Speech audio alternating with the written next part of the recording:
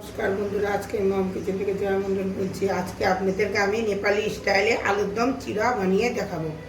এখানে আমি 1 কেজির একটু কম আছে আলু সিদ্ধ করে নেব, দুইটা সিটি দিয়ে নেব, বেশি প্রেসার কুকারে। আমার প্রেসার কুকার খালি নষ্ট হয়, উপরে ঢাকনাটাই নষ্ট হয়। আবার নতুন প্রেসার কুকারের ঢাকনাটা পুরানো প্রেসার কুকারের মধ্যে আমি লাগাই নিচ্ছি। দুইটা সিটি দেওয়া হয়ে গেছে, এখন আমি গ্যাস বন্ধ করে দিই। আর এদিকে নেপালি আলুর দমে বেশি কিছু লাগে না। আমি এখানে ডল্লো নিয়েছি, এখানে রসুন, অল্প একটু আদা, এই তিনটা জিনিস আমি একটু পেস্ট করে নিব। আর এখানে পেঁয়াজ, আমি গার্নিশের জন্য পেঁয়াজ আর ধনেপাতাটা দিব। আর এখানে নিয়েছি অল্প একটু ফুড কালার, নেপালি আলুর দমটা একটু লাল হয়। এখানে তেজপাতা, শুকনো লঙ্কা, অল্প একটু হুচিং দিব, লবণ, হলুদ, কালো জিরা। আলুগুলো আমি একটু শক্ত করে সিদ্ধ করে নিয়েছি, আর এইভাবে চারকোনা করে কেটে নিয়েছি।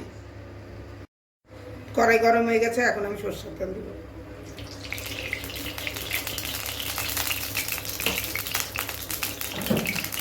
তেলটা আমি বেশি গরম করব না, কারণ তেজপাতা পুড়ে গেলে ভালো লাগবে না। আমি তেজপাতা দিয়ে দিলাম,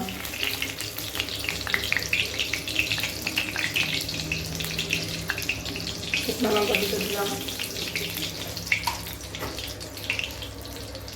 অল্প একটু কালো জিরা,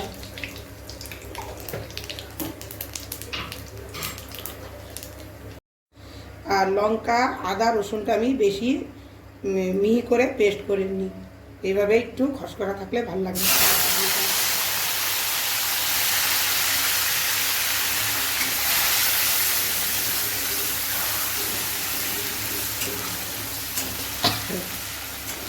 আমি এখন এর মধ্যে আলুগুলা দিয়ে দেব।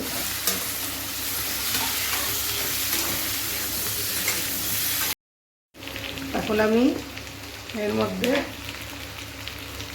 অল্প একটু হলুদ দিব, আর অল্প একটু লবণ দিব।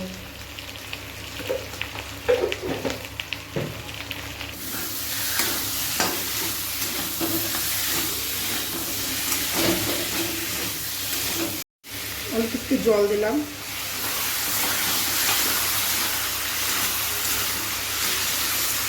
অল্প একটু ফুড কালার দিব।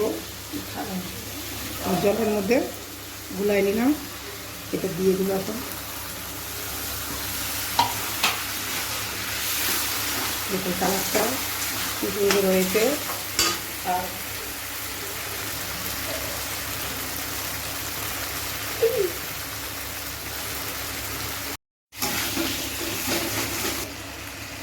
আলুর দমে, নেপালি আলুর দমে হুচিং, নেপালিতে হুচিং বলে, বাংলাতে আজিনামোটো বলে। এটা না দিলে টেস্ট হয় না, তাই অল্প একটু দিয়ে দিলাম।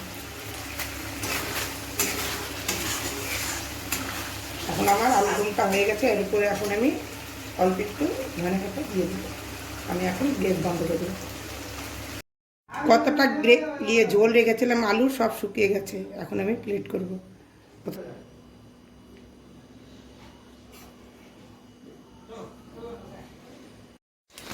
রেডিমেড ভাজা চিরা,